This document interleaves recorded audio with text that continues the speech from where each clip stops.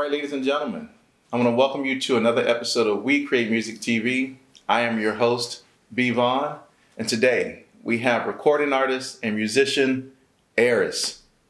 My man, what's good, brother? Appreciate you, man. Thanks for having me. Appreciate you. Yes, sir. Yes, sir. Yeah, of course. You know, it's been a long time coming. Been wanting to get you on the show for a minute. I believe ever since I saw you over at Colorist. Wow. Yeah. Wow. I was like, I got to get Aris on the show. Oh, dope, yes, dope. Who said? Yeah. Was that during? It was Smitty's. Okay, yep, cool. That was the Smitty thing I was filming over there. Yep. Dope, man. I really appreciate it. Yeah, of course, my brother. Whew. It's been a minute since the Colorist thing. Yeah, definitely. Yeah. Yep. I'm happy to be here, bro. Appreciate it, man. So if you wouldn't mind, if you just start us off, just talk about how you got started in this whole music industry. I think sometimes you're destined for certain things. You know, you start out young, and I had the, of course, basketball dream, like a lot of us have. But I, from a young age, I was in plays. You know, I would sing around the house. My mom would, do Michael Jackson. You know, and that was everybody's thing whenever they would see me. You know. Yeah. And kind of grew into, all right, I want to rap. So wrote my first song probably about maybe 5th grade, 6th grade. Freestyle, would play with it. I remember a friend asking me around, I want to say 10th grade. Just telling me like, hey man, you should take this serious. Like you're really good at this, and I'm like, I'm just playing. This is fun. Thought about it, started writing. I want to say around 16, 17 is when I decided to say, you know what, this is what I'm gonna do. Everybody around me did music, like family wise, cousins, and things of that nature. But I decided to take it serious, and from there I realized how much I loved it. As far as music industry, music and the music industry. They're two separate things. That's right. Yep. As far as really tapping into the music industry, I want to say probably around like 22. Okay. Yep, is when I really started, talking to managers. And then I started to realize, okay, maybe you don't have anything to manage right now, and this is not working out. With certain managers, and they're trying to find things. And also they were new. So a new manager and a new artist is, and I don't want to say that's a recipe for disaster. But I feel like if you don't have, the time to put into that, and you're doing so many other things, that it's difficult, to grow and to get through that. So, I want to say around 22, 23 is when I really decided to step into music industry. And I've built some incredible relationships, just learning as you go through it, taking your losses or your lessons, and going from there. So, that's when I kind of got in the music industry. Wow. Yeah, that's dope. So I know you were playing basketball, right? And you kind of, so talk a little bit about that. I mean, because I went and read the whole thing. I do all my thorough research. Oh. But of course, you were playing basketball, and you thought that's kind of where the direction you wanted to go in. But then something happened, to kind of transition you from basketball into the music, into doing music. So talk a little bit about that. What was that transition like? So that transition for me, I knew I started to take it really, really serious when I realized that I was staying up until 4:30, 5 in the morning writing, and I had practice the next morning at 7. Wow. And this was in college. So I was at college. I was on the actual college team. I went to junior college for a year and played. And while I was there, I remember my roommate, or my basketball teammate, would wake up and he'd be like, "You still doing music?" Wow. We got to go to practice an hour and 30 minutes and you haven't been asleep at all. And I'm like, oh, okay, let me get a nap in. And I get a nap in and I wake up and I'm dog tired. I might as well not even have went to sleep at practice. So in that time, I also had to, basketball taught me what I needed to know about team. And about how imperative that is when you're doing this and you're in the music industry. And you may be the artist, but understand that the people around you, behind you, and in front of you create the light that you shine in, and you just amplify that as the artist. So basketball served its purpose in that, but that's when I really knew this is for me. This is and I'm gonna do this or be a part of this for the entirety of my life. So at that point is when I knew this is it. Yeah, that's dope. And it's crazy that, you can learn lessons from other areas in your life and apply it to doing music. You know, you said working in a team is imperative. And I love the analogy that you just used, of the basketball team and learning from that experience, and the people behind you and in front of you, are helping to create the light. All you have to do is just continue to illuminate it. I think that's awesome. But you said something in your beginning that I kind of want to call attention to. You said that when you really got into this music industry around like 22, you were talking to managers, etc., and you kind of realized that, maybe you don't have anything to manage at this particular point. And I think that's a key lesson for people to kind of go back and analyze their situation to determine, am I really at a place that I need a manager at this particular moment? What is this particular person going to manage that I can't really do at this particular point myself? Right. And so I think sometimes people just go, oh, cool, I just need a manager. And when I get a manager, that's going to, take my career to the next level. And it's like, well, it may or may not, depending on what you have to truly manage. What are the things you can do on your own versus the things that this particular person can do for themselves. Very true. Yeah. So I think just that realization of being able to determine when is the opportune time to really do that or not do that. So I think that's critical. But so in this industry, we all have challenges that we go through, the sacrifices that we have to make. So for you personally, what have been some of those for you that you've had to kind of just really kind of deal with? Sacrifice wise, I remember hearing this line. Georgia Smith said it in one of her records. She said, sacrifice ain't that hard when you know what you got. And I came into that realization in the past year and a half, like knowing what the music can do for people. And as far as like just sacrifices, period, I would say in a certain time span, I was trying to do everything. So I would, all right, the homeboy's going to hoop. I got to go hoop. Because this was a part of the habit. It was a part of the repetition of this is what we do. We get up, we go hoop. We hang out, we play the video game, After that, we going to park, we going to kick it, and then you have time for the music. But you don't realize that you only get a certain amount of energy every day. Yeah. And you got to use that energy and literally got to be a dictator over that energy and how you use it and how you move, within that. So giving up that, and then you start to realize that, okay, we weren't actually doing anything anyway. So what am I actually sacrificing? Right. What are you actually truly sacrificing? Yeah, at that point, giving up just time, like, okay, how is social media affecting me? Like, every time that I have an open 3 or 4 minutes, am I scrolling or am I taking time to stop, deep breathe, and realize my next move or my next direction, or even just sitting here and being still and listening, like, to whatever I have for myself? Also saying no, man. I think a lot of times we get caught up in, I got to please everybody else. And that was hard for me, is saying no. Saying no. Yeah, and once I realized that, okay, I got to say no. And at first it's going to feel like a sacrifice. It's going to feel, it's going to bother me.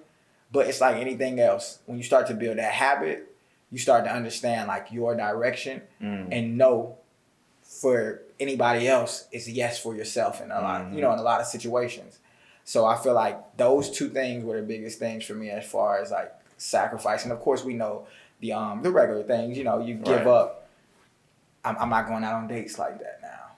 I'm really, really picky about who I give my time to. And, at first those things seem like, oh, you're supposed to do this, you're supposed to do that, as a growing man. And you start to realize that maybe those traditions or those things that were put in place aren't really it for you and your own situation. True. Because for other people, that may serve them well. But I just think the overall life change in general, when you're talking about doing music and then becoming a part of the music industry, is, I guess, the sacrifice in itself, in its entirety. It's like, you don't have time for really, I don't want to say you don't have time for anything else, but you understand that this is the priority and everything else you have to make spaces for. Right. So that you give those that you love what they need, you receive what you need from them, and then you're able to also put that into the music or the music industry and affect your life and everyone else's around you. So like when we talk about sacrifice, that's kind of my spiel of about, that. That's super truth right there. Because it's true. We give attention to the things that matter the most in our lives. And so, thinking about even what you just said about, you're going out to hoop with the boys, going to the park, you're going to hang out. Those are kind of building relationships with your people, but you really realize that, well, wait a minute, it's not really moving me forward in the area that I really want to go into. So sometimes we spend time on just things that may turn out to be trivial and don't really move us forward in the pursuit of what we're really looking for. Yep. And so, there's a saying that, and I don't know how I really feel about this saying because I don't know if I really like it. But it's just the saying, everybody has the same 24 hours. Yeah. It's true. Everybody has the same 24 hours. And I kind of get into this conversation with a bunch of people. Definitely. I see it differently though. Okay. Like, yeah, we all get the same 24 hours, but the circumstances of those 24 hours are completely different. Like my 24 hours is not the same as, J. Cole's 24 hours. I mean, he does music full time, and that's his whole full life. Me, I wake up 7, go to work. Yeah, so most of my time is spent at the job. And there's no way I'm going to be at work doing music stuff on the computer I got to do my job. So when I get home, you kind of talked about this, I'm super tired. Do I want to do music? Probably not. Yeah.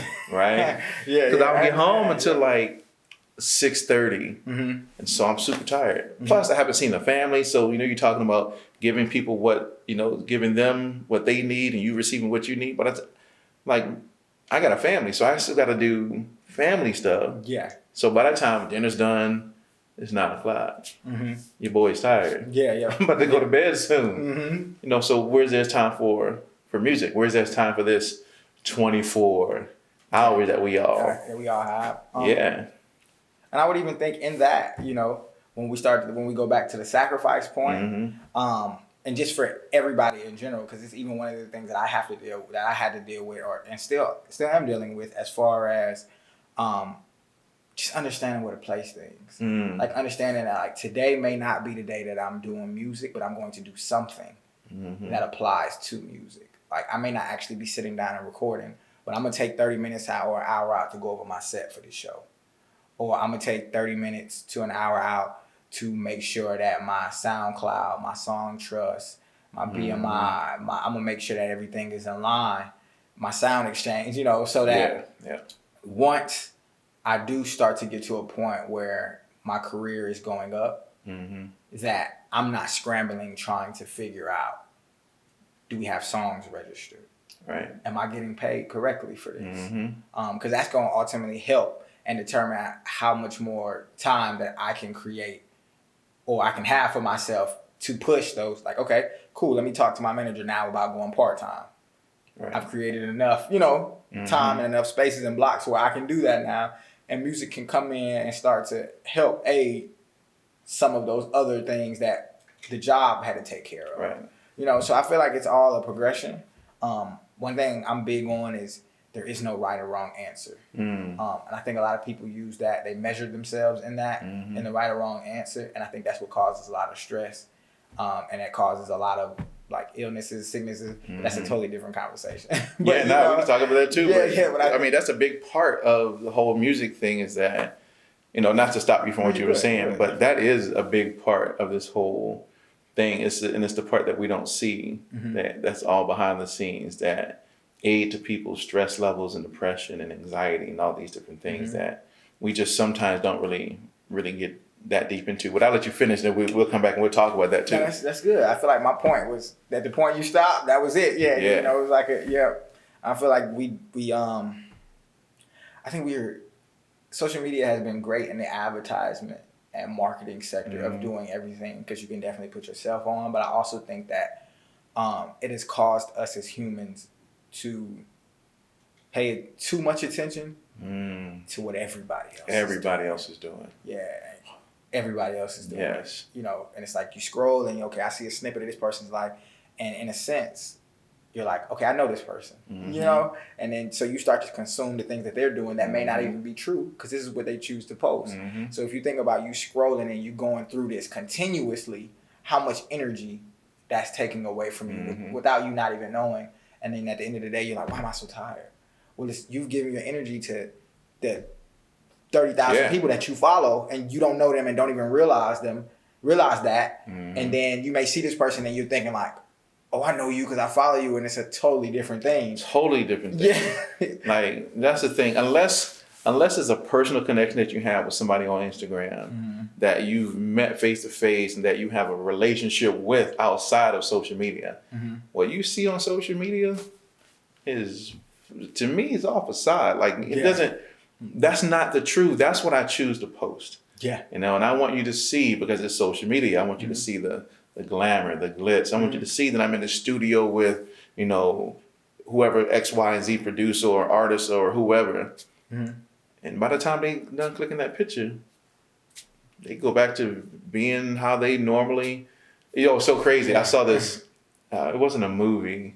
It was an episode of, I'm trying to think of the name of the TV series. It was like Twilight Zone. But it's not the Twilight Zone. It's what's the name of that movie?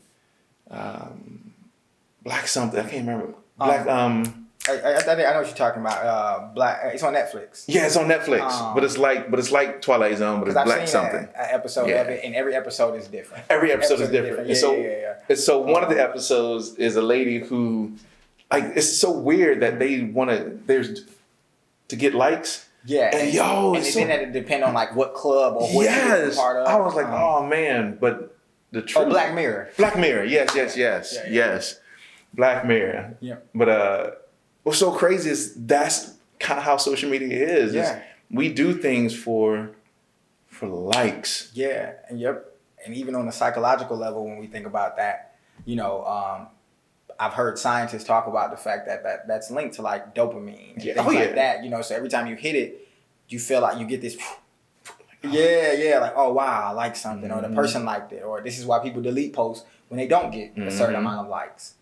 And it's crazy how we, I think we want to be loved so much that we kind of make that connection without realizing it.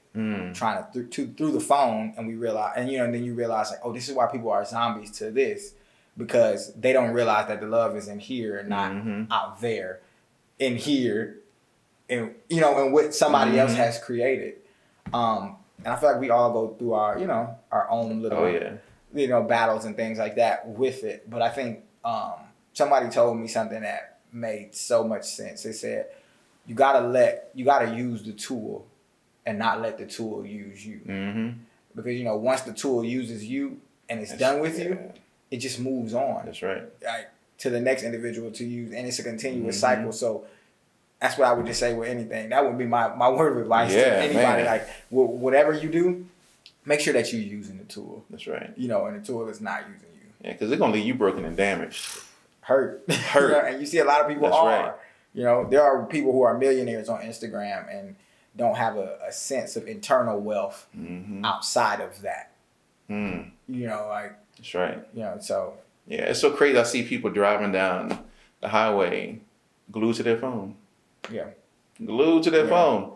Now, I'm the type of driver, just saying. Just saying. So if I see you on the road, you like this. I'm just saying, you make it a little joke real quick, little swerve to kind of wake you up and kind of get you out that phone because, they be in that mug and they just be, and all of a sudden there's oh, shoot. I'm like, pay attention. Yeah. You never know what's going to happen on these Atlanta highways, bro. Yep. It's like an accident. It's like 10 accidents a day. Yep. So you be careful. No matter what city you're in, stay off your phone while you're driving.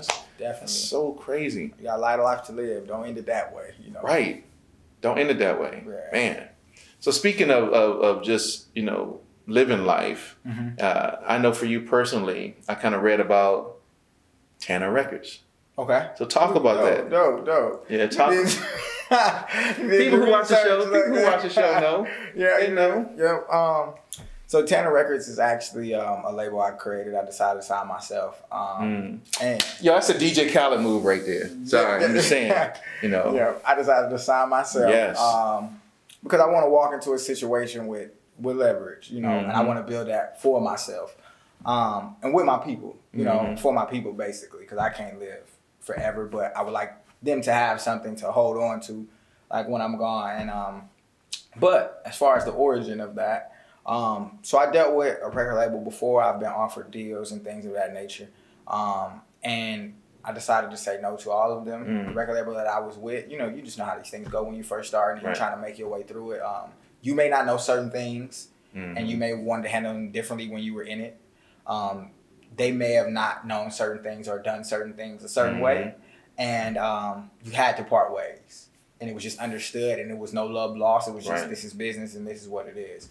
So out of that, Taelor Records came. Actually, 102 Taelor is the home I grew up in my hometown, where I was born, Bloomington, Illinois. So I was there for 8 to 9 years, and I moved here, and then I've been in Atlanta, Georgia now for like 19 years. So I grew up here, basically. Pretty much. Yeah.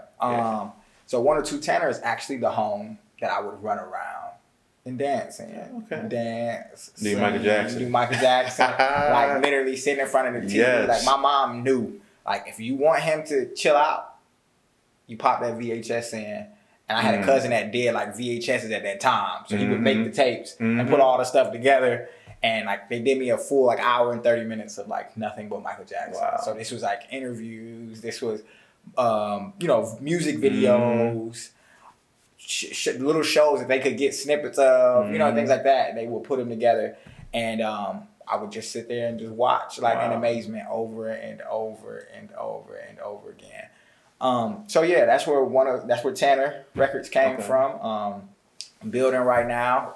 As far as that goes, just adding pieces as they come. I like to build relationships and be family with people before we even talk about you becoming a part of me or me becoming a part of you, because I want to know that, like, your vision is something that I can contribute to before I even think about you contributing to my vision. Because at the end of the day, if I can't help you get to another place or another step in your life, then what are we actually doing? Yeah, man, I think that's a great philosophy. I think people sometimes jump into headstrong into situations without truly knowing the people who are involved and whether those people are a good fit. And whether you kind of gel and whether you can aid in each other's vision and mission. I think the strategy of that is perfect. Yeah, I appreciate it. You gotta be cool. I think you gotta be friends. You gotta be cool before you do the whole business thing, right? I mean, you gotta figure out if you're compatible and if you gel well. You know what I'm saying? Like, I think, man, that's a great piece. I like the mission that you have. I mean, I don't know if you recall the mission, but kind of your staple for Taelor Records. Let me make sure I get it correct. It said faith. You got to tell me what it said, because I read it, but I don't know if I remember exactly what it said. But it's kind of making sure you treat people the same, right? And treat people fairly. Yeah. Just making sure that, for one, I'm big on karma. I'm big on what you put out, what you give to people will surely return to you tenfold. And it only returns to you tenfold, I feel, because we always amplify everything that we get. So it may be in that same vein. Like, you may do me wrong just as much as I may do you wrong. But it's always going to feel worse to me because I'm the one that has to sit with it. So I'm just big on, like, just being a good person. Like, if this is not for us, I'm okay with saying, like, hey, bro, this is not for us. Like, it's nothing wrong with you. It's nothing wrong with me. But this just doesn't work. And I think so many times people get caught in that, like, you're saying I'm a bad person. Measuring, once again. I'm not saying you're a bad person. I'm just saying that how I was raised and how you were raised were totally different. And that doesn't mean that the way you were raised was wrong or the way I was raised was wrong. It's not going to work here because our visions don't align. Some people are looking for, and I've dealt with those individuals, that person that's going to make one record that's going to change everything. Not me. Didn't work out that way. I'm happy with what I've been given, and not a one hit record person, one hit wonder.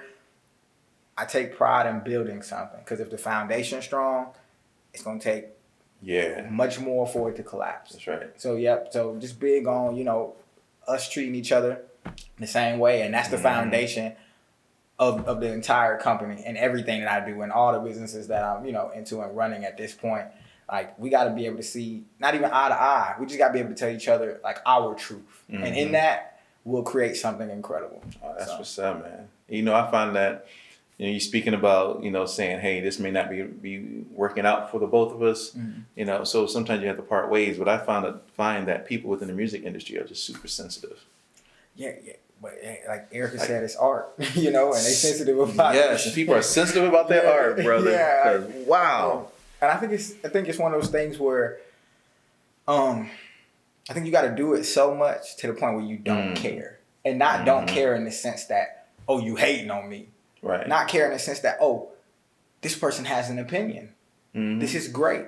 As long as you have an opinion about my art, that means you took enough time out of your day to either critique or to fall in love with it, and therefore you walked away or got something from it. And I feel like that's what an artist is, in my opinion. I don't want everybody to like it.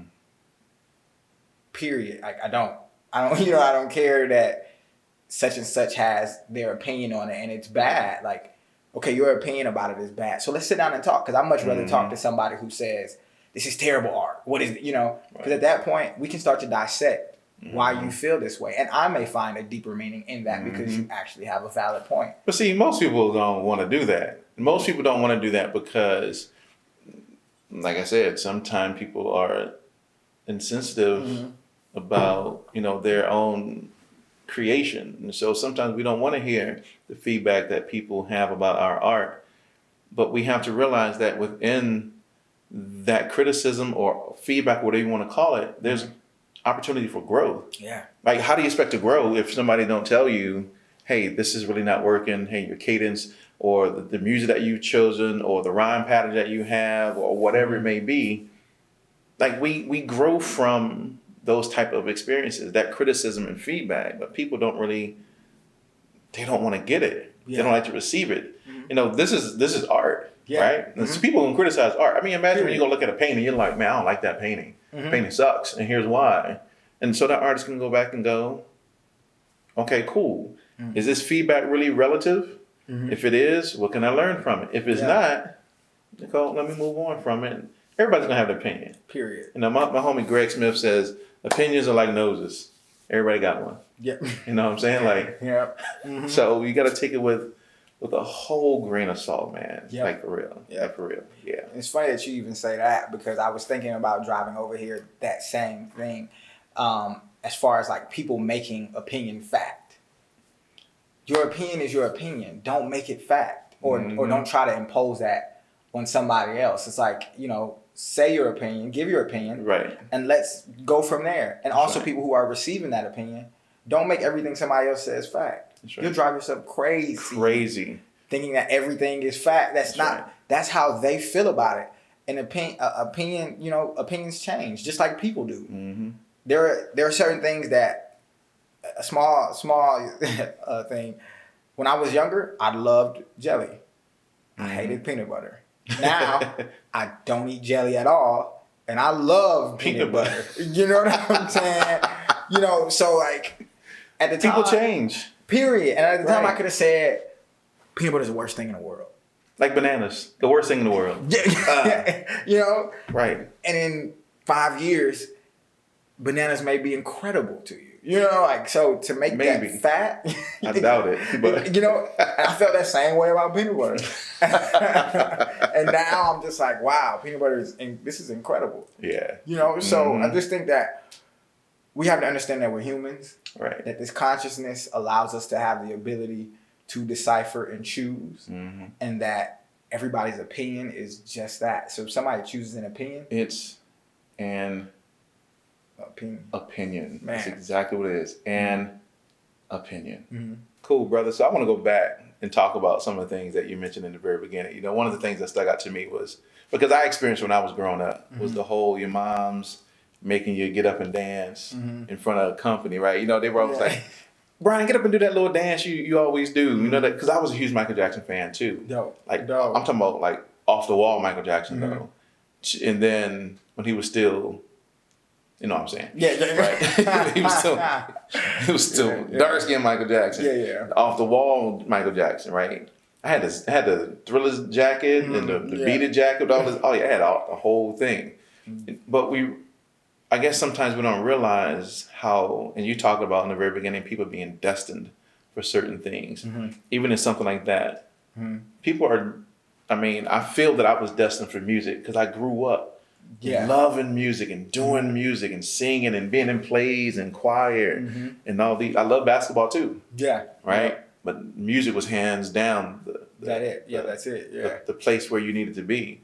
You know, and so when you find yourself in that type of arena, you kind of gravitate more towards it. So I want to spend some time talking about your music. Okay. Dope. And kind of your direction and you know, you already know I've checked out some of the videos, and so I thought they were automatically dope. My favorite one right now is the one where you did. If you ain't even seen the videos, you got to go see it. It's when you was a split screen, and you was just like, I was like, yo, that's so dope. I got to figure out how to get that split screen thing like that. But yeah, let's spend some time talking about your music, man.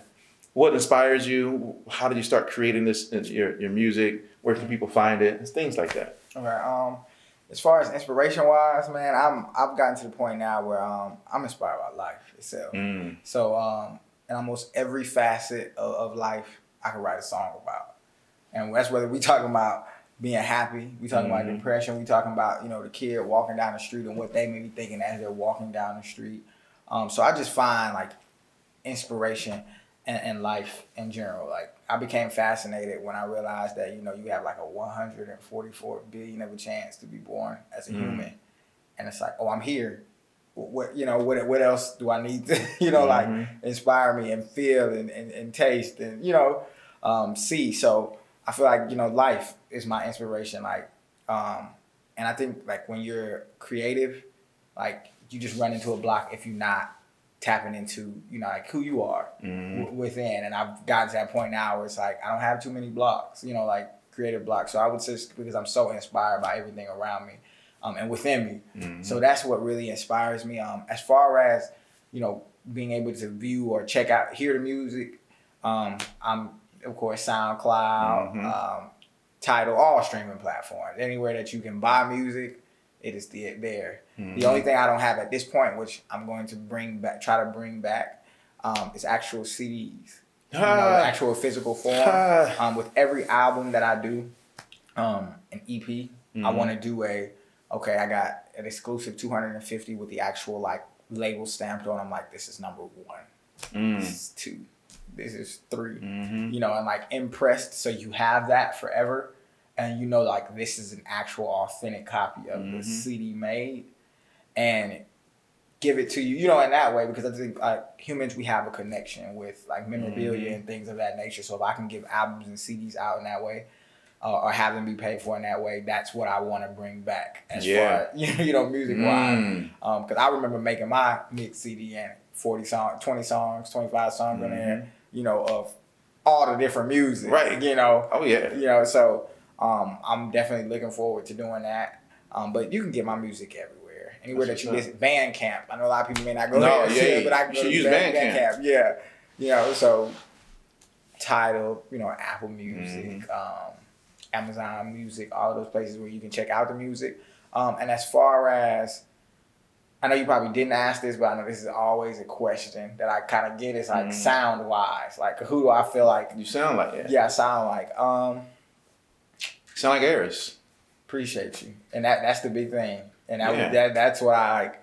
I remember earlier in the career, that wasn't the answer. It was like, oh, I'm a little mixture of him, or a little mixture of them. But you start to understand that you have your own voice. Once you find that, you know, and that's a process. And I don't think that, I think there's a lot of people today right now that have not found their voice because all their voices sound the same. Yeah.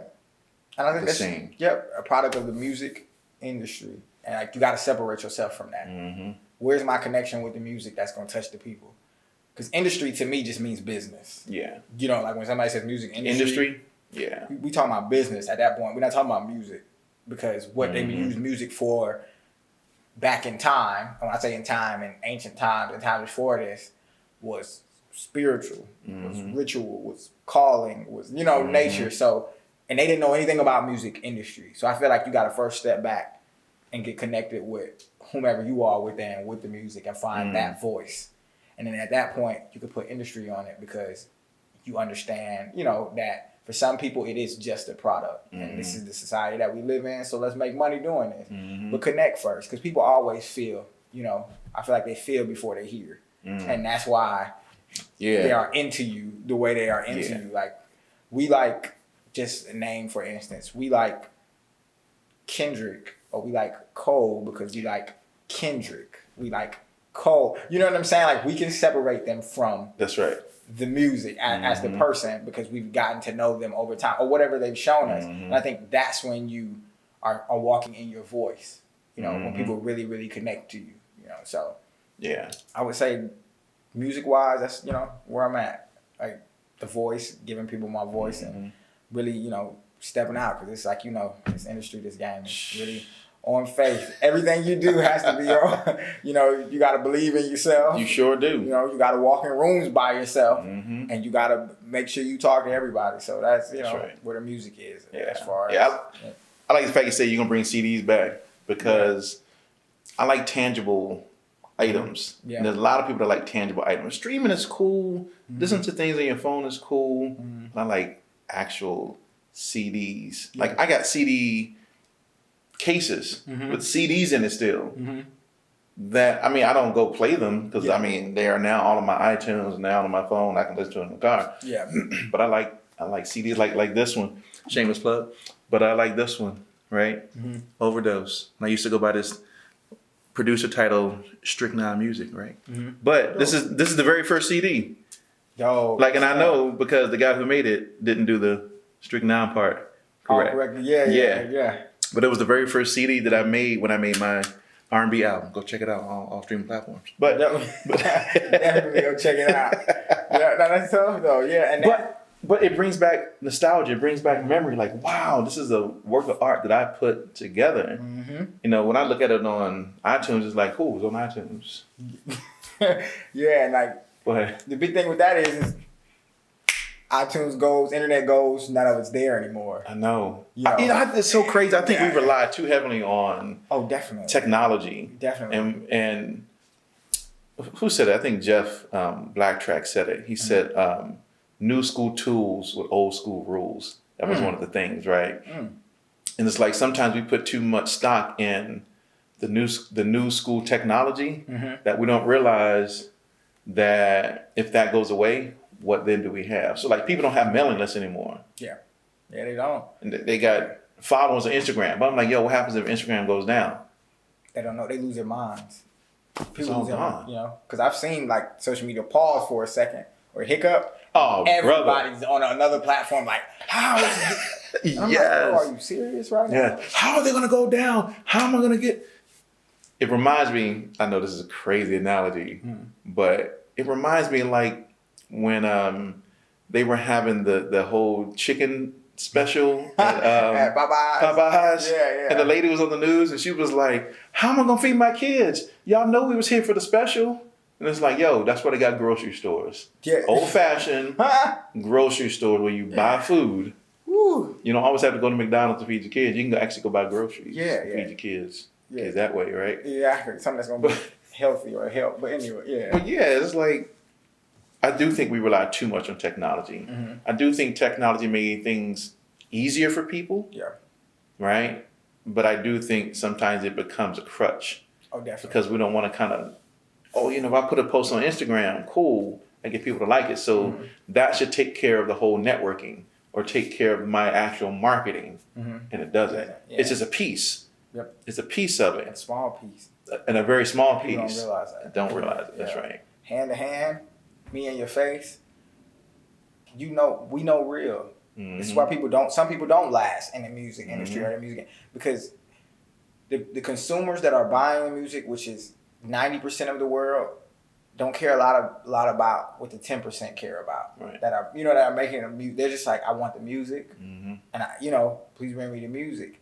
Like, and they want access to that. So if I can give you something tangible, something that you can hold, that you have access to no matter what goes on, you're going to always be able to look and say, man, I was number 202, you know, of this tangible item, and I can have it. And like, all right, let me blow the CD player off and put it in, you know, and I don't have to rely on me going to go play it on iTunes because the artist decided to take it down. Right. Or they don't have it. And I don't have to rely on. And honestly, man, I think like we are, and this is going to sound funny, and of course, it's probably going to be some opinions on this, but I feel like we are a wheelchair society. Oh, yeah. Like, everything is based on convenience. Let's cut that out. You know, like, if we cut out convenience at this point, including me, I would probably be stressed or frustrated in some way because we've been bred into this, like, that's right. I want it. When do I want it? Now. Now. You know what I'm saying? Like yesterday. Yeah, and if I don't have it then, it's of no use to me. You know, so I just think bringing back tangible items, bringing back, I have some ideas too for some different things, but you know, that's something we can talk about. Yeah, no, we can get into it. Yeah, off camera. We talk about off camera. Hey, secret stuff. Yeah, just to give, to give out and for people to hold and have, because you know that stuff lives forever. You know, so. But I like that wheelchair society, and it kind of reminds me of the movie. Here I go with another movie reference. I probably can't remember. I think it was Wall-E though. Yeah, I think that's what it was. Right. My cameraman is saying that's exactly what it was. Now, shout out to my cameraman in the back because he's actually the one that helped us remember that it was called Black Mirror. You know what I'm saying? But yeah, Wall-E, like that's when they were going up into space to live in space because the Earth was horrible. They became too comfortable. I mean, everybody got fat. Everybody was on these floating like chairs, and they were just up there. They would press the button, a robot would bring them something. They had to get up and do anything. It's like, yo, that's kind of where we're going mentally. You know, maybe not physically, but mentally, absolutely. Yeah. Because we rely too much on technology to do things that we ourselves should be doing, like getting out networking, being face to face with people, going to conferences, picking up the phone, talking to people. Nowadays, most people don't even talk to each other.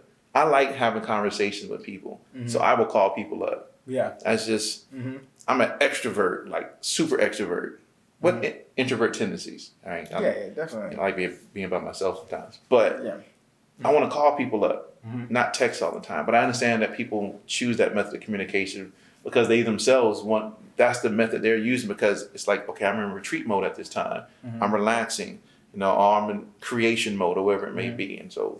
You know, me calling you up may not be it's the most opportune thing, but it's getting out there and talking to people and interacting with people, right? So with that, I want to go back to something you said too, right? So now all the things he's been saying, I want to go back to because they've been sticking in my head for so long. You said that you had to learn how to say no. Yeah. Right? Such a process. It is a huge process of learning how to say no because I believe there's a bigger yes inside in order for you to truly say no to something or even an opportunity.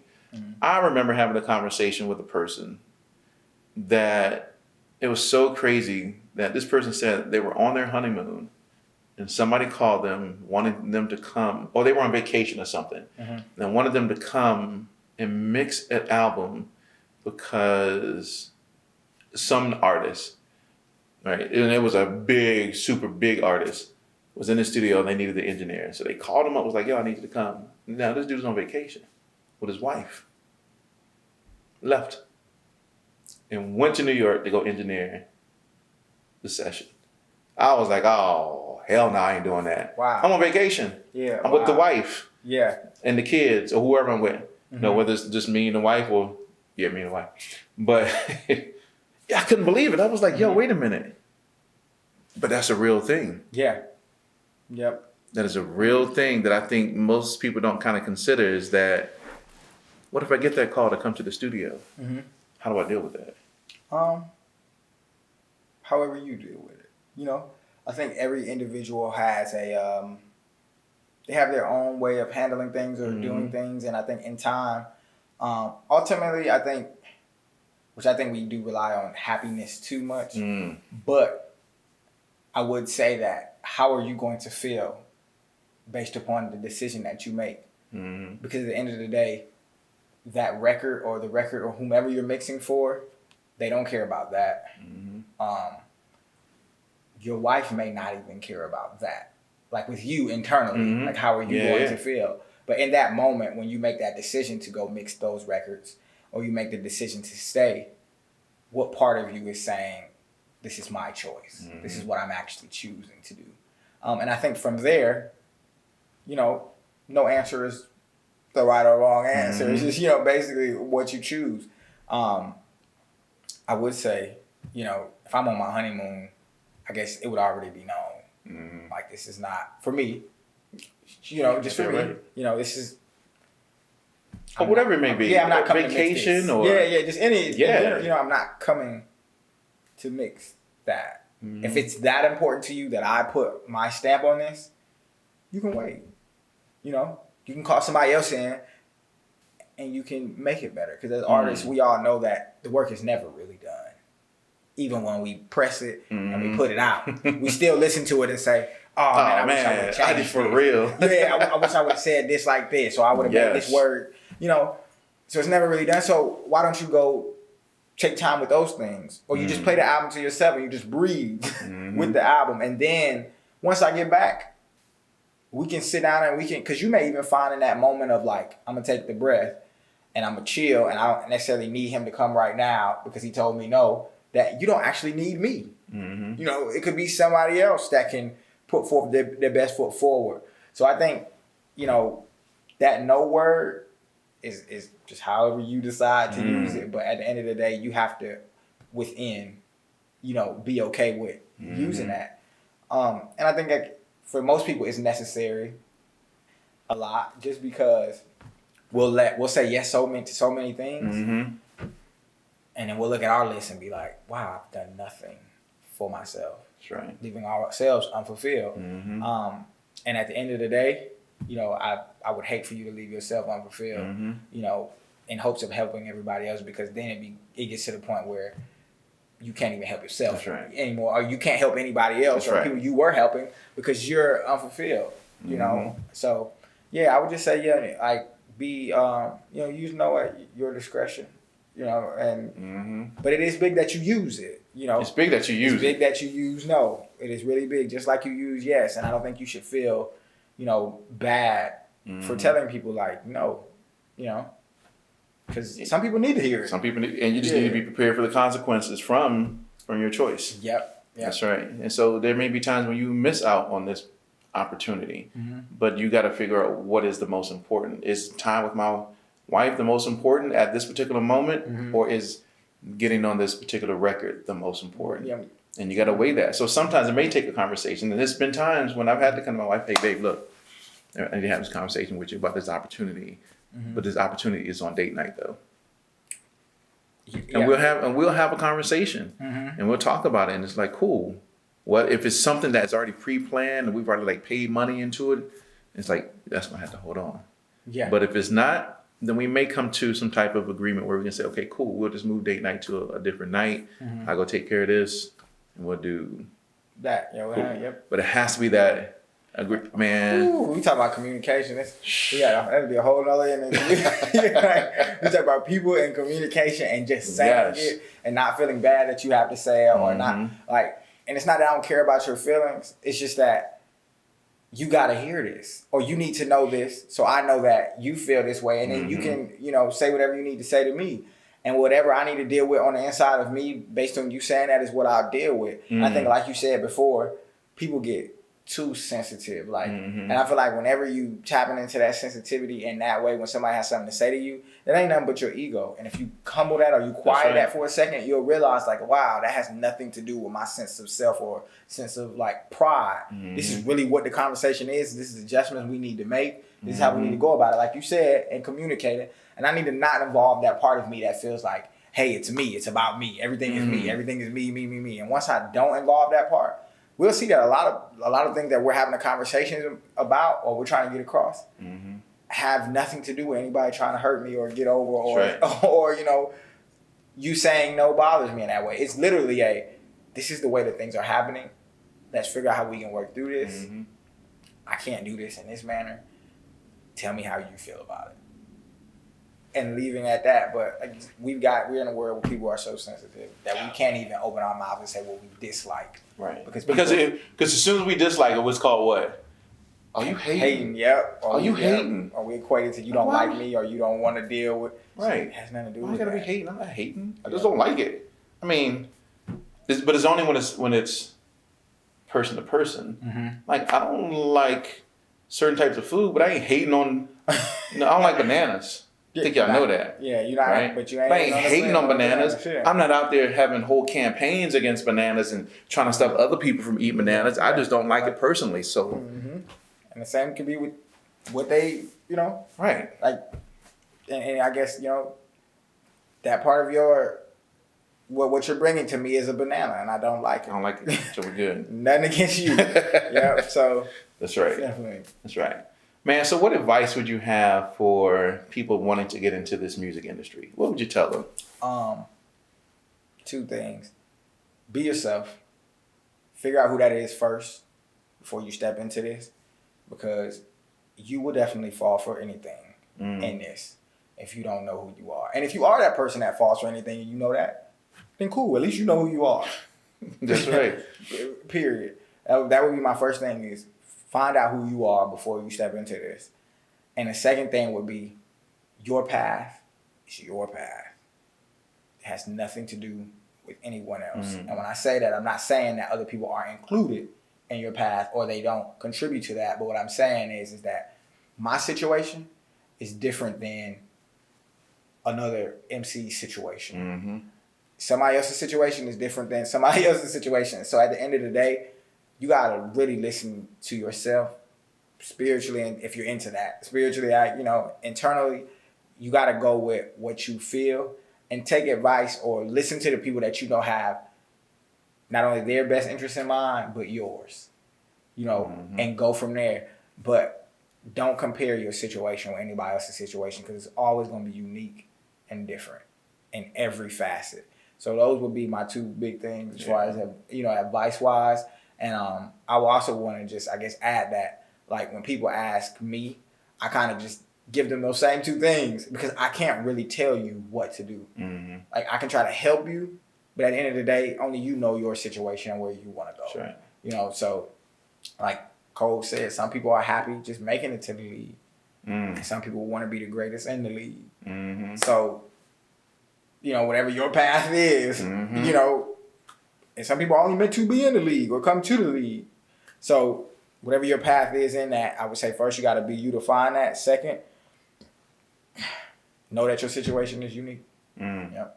Yeah. So Oh, that's dope. Yeah, I like what Jimmy Iovine said when he's talking about how when horses have those blinders on. Yeah, and they look, that's it for them. Yep. But I mean, in essence, it's kind of true. I mean, I think we are so captivated, and as you said before, we're so captivated with what other people are doing, and then that we kind of start to even sometimes model ourselves after. And it's like, wait a minute, you don't know that person's journey, you don't know their story, their history, what they had to go through to reach this place that they are at today. Like, you have no idea. Yep. And so now you're going to try to fashion your path, your journey after that. Great, you can take certain things, but it's always different. What worked for you may not necessarily work for me. You know what I'm saying? So I think that's perfect advice. Be yourself, and I think that goes a long, man. They put you in places that you wouldn't even understand. Why am I here? Because you just chose to be you. You're just you. Like, and you're a cool dude. So you're not trying to just fit in. You're not trying to be something that you're not. You're just you. Yep. Yeah. So, man, where can people find you? So on all social media platforms, it's Aris Hursey. It's ArisHursey. So Facebook, Instagram, Twitter. If you consider Bandcamp a social, because you can talk, YouTube. YouTube is actually Aris Hursey 1. These will change in the future, but at that point, I feel like I'll have enough of a following that when they do change, it's not a big thing. Like, oh, we trying to find them. It's just because I'm in the process. Also, learn like some of the stuff that deals with music law and music business and copyright and trademarking and all of those things. Because you'll find yourself paying for a trademark that you could have just done yourself 2 or 3 years ago or a year ago, and somebody sees that you're big, now they go pay for it, and they looking at you like, hey, I'm gonna need $400,000. That's right, because I own this trademark. Period. Or this service mark. Yep. Which is so easy to go do yourself. Exactly. So make sure you learn that. And I'm saying that because when I change my name of my social platforms and all of that, it would have been trademarked and everything would be, in writing, signed, stamped, so that it's it now belongs to me on a certain level. Yes. But you can even do a trademark search to see if the trademark has already been. Come on now. Yeah, you see these books right here? Yep. Look, these books. You can go and pick one, and it talks about all types of different things. And so music, money, and success. I mean, man. Yep. That's the whole music industry part. Yep. That's right. It's the whole music industry part. And sometimes a lot of people just want to stay on the music side. But if you're gonna make it, you got to get into the music industry. You gotta. And it's the best time to do it, I feel. Everything is accessible. Of course. It's for you to get into and to do if that's what you really want to do. You know? So, yep. That's what's up, man. It's been a pleasure, brother. Man, it's been great. I hope to do something like this very, very soon in time when I amass a nice little following. Oh, hey, let's get it. We can bring them in, Yes. So, definitely, brother. Man, best of wishes to you with Taelor Records, brother. And I'm looking forward to seeing it just blossom and grow and kind of see what you're doing with the he didn't say it, but I'm going to say it, the Motown mode. Right? Yes. And so I'm looking forward to see how it just blossoms, my dude. I appreciate you, much man. success to you, thank you guys here. Yeah, appreciate it, man. Thanks. All right, ladies and gentlemen, thank you for tuning in to another episode of We Create Music TV. You can always catch us every Thursday at 7 p.m. at WeCreateMusic.tv. Thank you for tuning in. Peace out once again. My man Aris. We're out, ladies and gentlemen.